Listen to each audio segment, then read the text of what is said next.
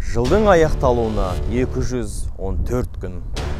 Биыл 2020 жыл 366 күн, немесе 8784 сағат. Өткен 152 күнді жаңа жыл 8 наурыз тойладық, демалдық, ұйықтадық. 2 ай карантин деп те өткіздік. Бүгін 31 мамыр күнімізде аяқталып жатыр. Жылдың аяғына дейін 214 күн, немесе 5136 сағатымыз қалды.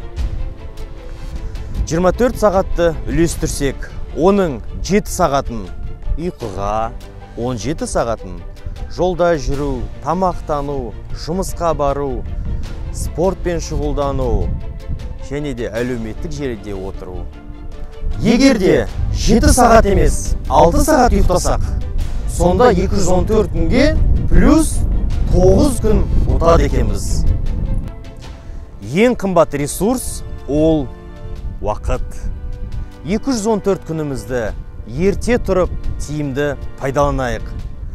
Атам қазақ айтқандай, қыстың қамын жазда ойла дейді.